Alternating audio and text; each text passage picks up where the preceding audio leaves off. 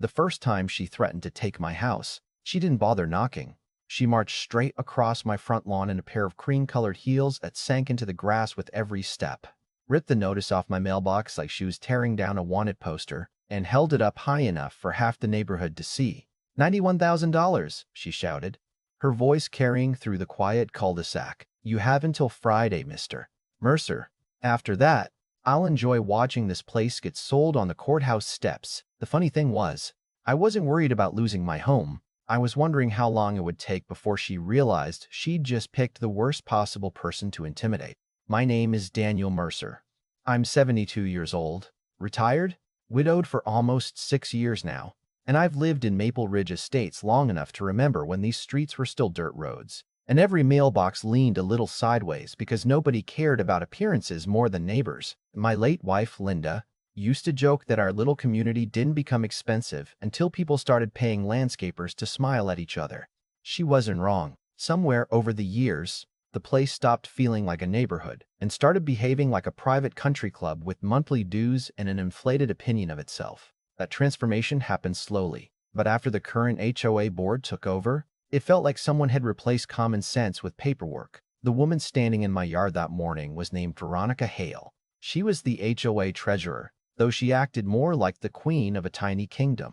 She always dressed like she was heading into a corporate boardroom instead of a volunteer meeting. Crisp white slacks, expensive sunglasses, a designer handbag tucked beneath one arm, and that permanent smile people wear when they believe nobody can challenge them. Behind her stood 2 board members, both looking uncomfortable enough that they avoided making eye contact with me. One of them had his phone pointed in my direction, recording every second like this was entertainment.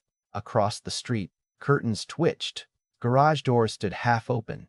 Folks who usually waved at me every morning suddenly found themselves frozen on their porches. Nobody wanted to miss the show. Veronica slowly turned toward the audience she'd gathered. This community has standards, she announced. People who refuse to pay their obligations don't deserve sympathy. If Mr. Mercer can't keep up with his responsibilities, perhaps he should have chosen a neighborhood within his budget. I almost laughed. In 11 years, I had never missed a payment. Not one. Property taxes, HOA dues, special assessments, every single check had cleared early. But Veronica wasn't interested in facts. She was interested in humiliation.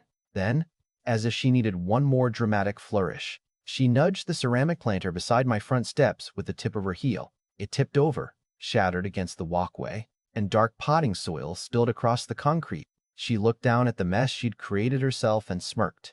You should clean that up, she said. Broken landscaping is another violation. I stared at the dirt for a moment before setting the planter upright as carefully as I could. My knees weren't what they used to be, but they still worked well enough. I dusted my palms together, stood back up, and looked her directly in the eyes. I'd like to review the association's financial records, I said calmly. Bring the last 5 years to the next board meeting.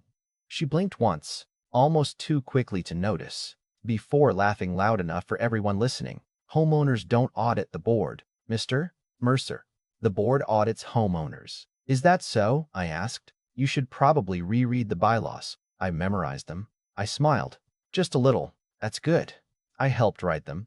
That caught her off guard for maybe half a heartbeat, but she recovered fast. Then you should know exactly how foreclosure works, and you should know exactly how financial oversight works.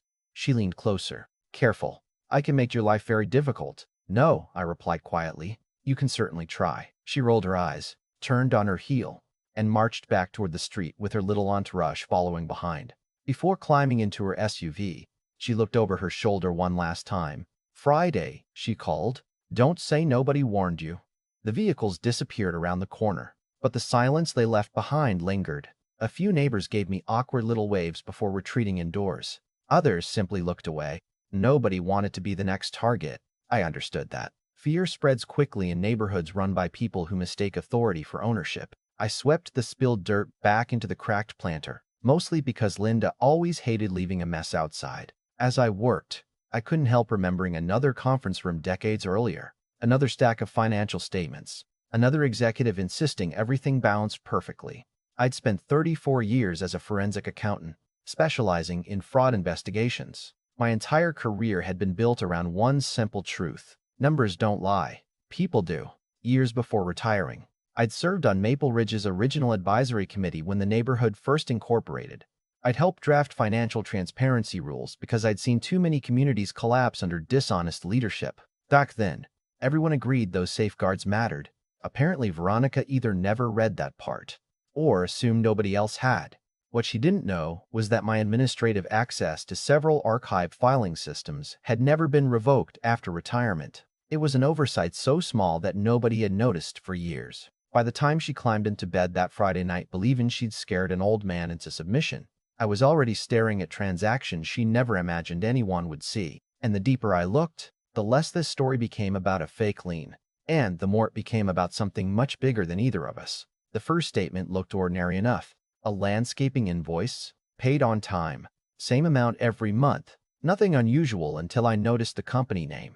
I'd lived in Maple Ridge for over a decade, and I'd never once seen that logo on a truck, never met an employee wearing their uniform, never heard a homeowner mention them. Curiosity has a funny way of waking old instincts. So I searched the state contractor database. No license. I searched business registrations. Nothing. I expanded the search to neighboring counties. Still nothing. A company collecting nearly $12,000 every month from our association simply didn't exist on paper. That's the kind of discovery that makes the hair on the back of your neck stand up, because legitimate businesses leave footprints. Fake ones leave fingerprints. I poured another cup of coffee, opened another file, and kept going. The reserve account bothered me next. $43,000 transferred out under emergency infrastructure maintenance. That sounded serious enough, except no emergency had ever been announced. Nobody replaced sidewalks. Nobody repaired drainage. Nobody even repainted the clubhouse. I drove down to the county permitting office the following morning, where an old acquaintance named Carl still worked behind the records counter. We'd crossed paths years earlier during an embezzlement investigation involving a commercial developer. Carl recognized me immediately. "Daniel," he grinned. "Either you're here because you're bored in retirement, or somebody's lying again." "Second one," I answered. 20 minutes later, he pushed a stack of permit records across the desk. Nothing filed under Maple Ridge for that work. Not this year, not last year either.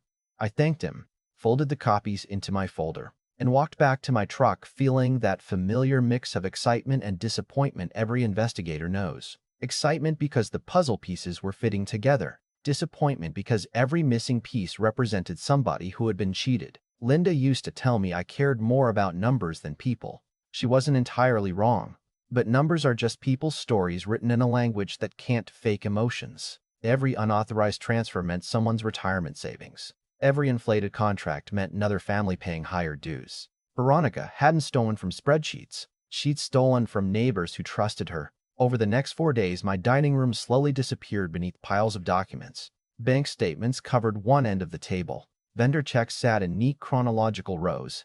Meeting minutes occupied the chairs Linda used to decorate for Thanksgiving dinners. Sometimes I'd catch myself looking toward the kitchen, expecting to hear her teasing me for turning the house into an accounting office again. Instead, there was only silence, broken by the scratching of my pencil whenever another inconsistency appeared. Then came the invoices for roof repairs.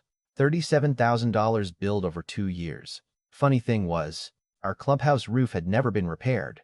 I knew because I attended enough meetings to remember residents complaining every time it leaked after heavy rain. I drove over that afternoon and found the same water stain still spreading across the ceiling tiles. Fresh invoices, old leaks. Somebody had been paid for work nobody completed. I kept digging. Security upgrades. Never installed. Fence restoration.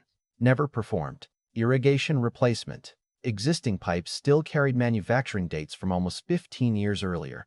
Every transaction opened another door, and behind every door waited another lie. On Thursday afternoon, my neighbor Harold wandered into my garage while I was organizing binders. Harold had lived next door since before my grandchildren were born. Good man, quiet, retired firefighter.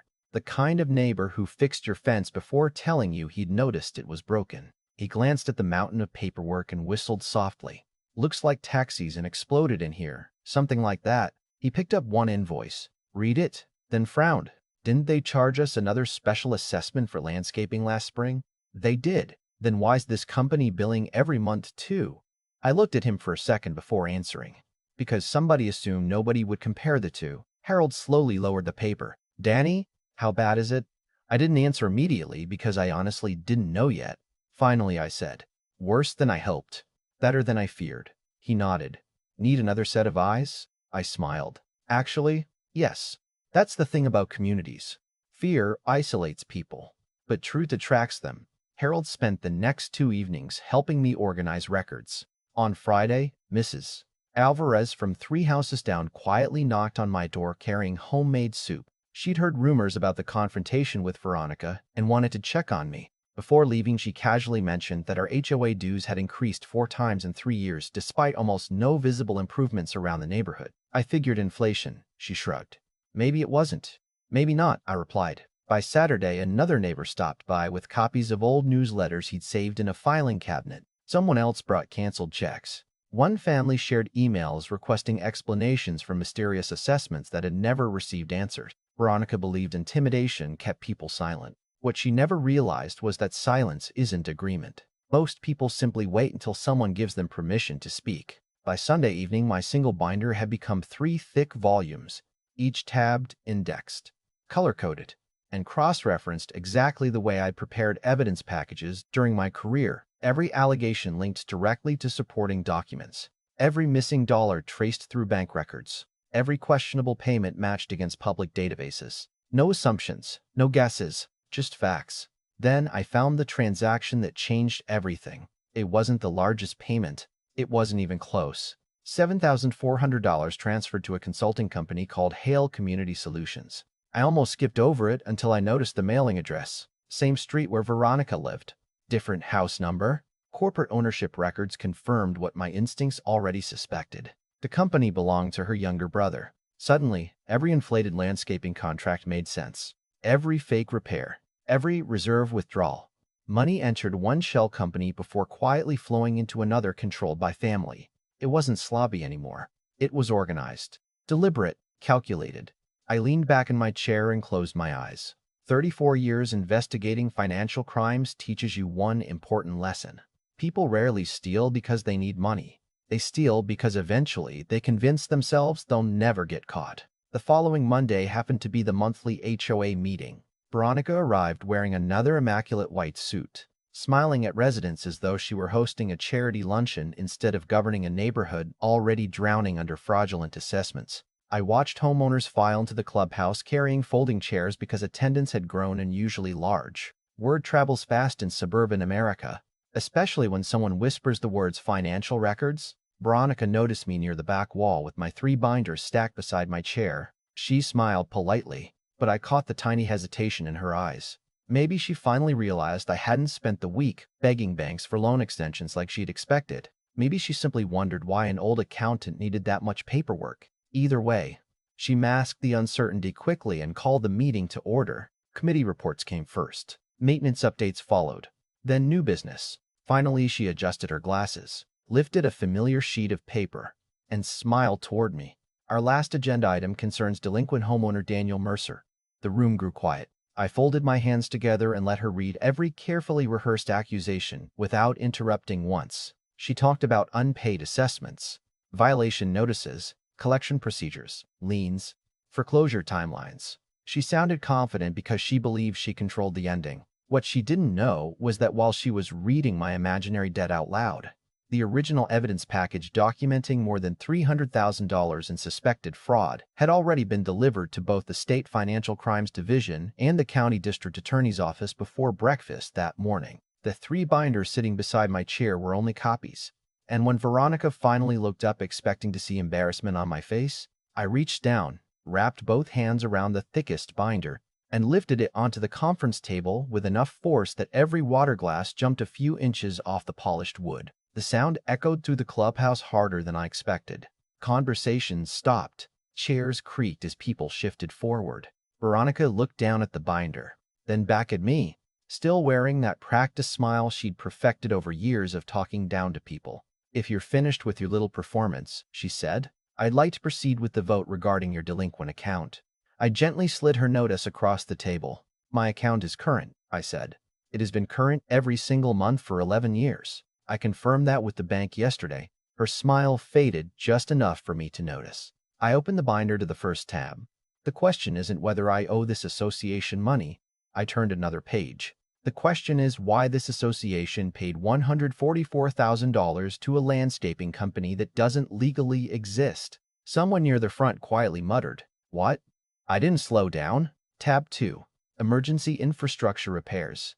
$43,000 withdrawn from the reserve fund. No permits. No work orders. No completed projects. I laid certified copies from the county permit office beside the financial statements. Every page matched. Every date lined up. Veronica reached toward the binder.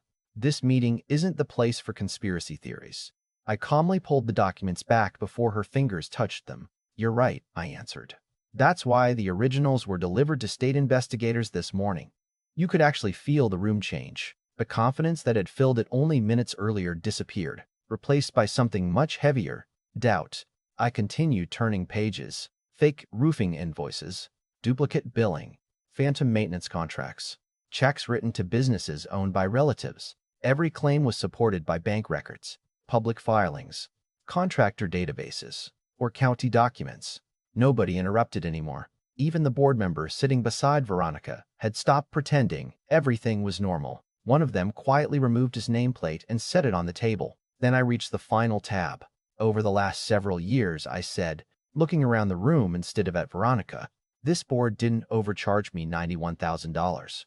It overcharged every family living in Maple Ridge. Based on these records, approximately $326,000 left this community through fraudulent payments, conflicts of interest, and fabricated contracts." Complete silence. Veronica suddenly stood.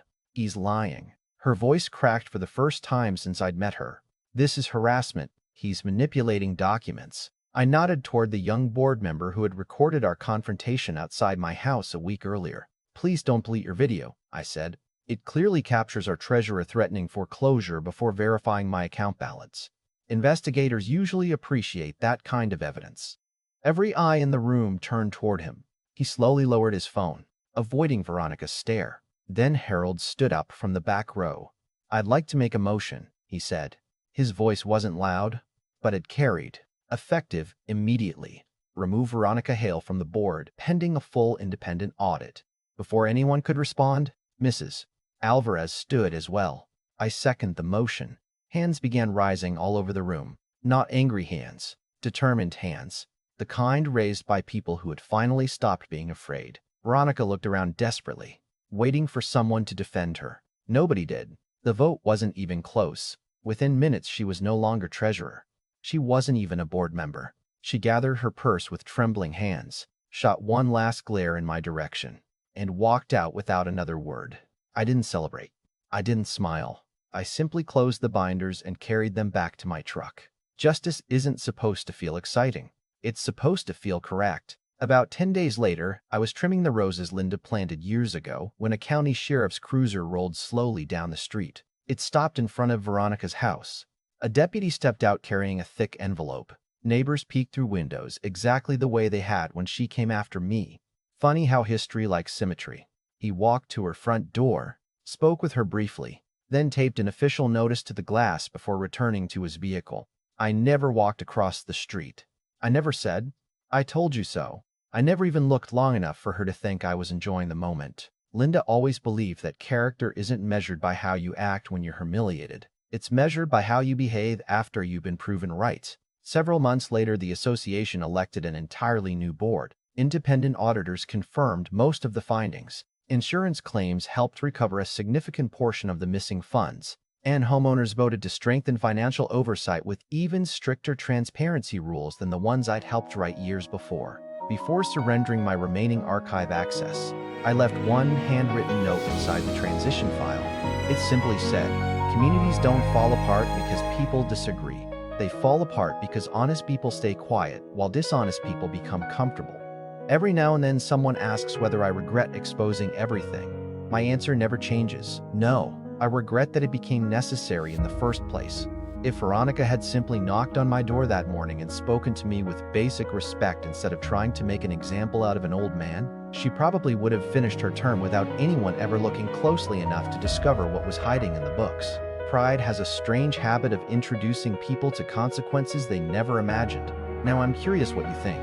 If you had been standing on that street the day she kicked over my planter and threatened to auction my home, what would you have done? Would you have confronted her right there? Or stayed quiet and waited for the truth to come out? Let me know in the comments. Because stories like this always spark strong opinions, and I genuinely like to hear where you stand. If you enjoyed this story, don't forget to like, subscribe, and share it with someone who believes that sooner or later, the truth always balances the books.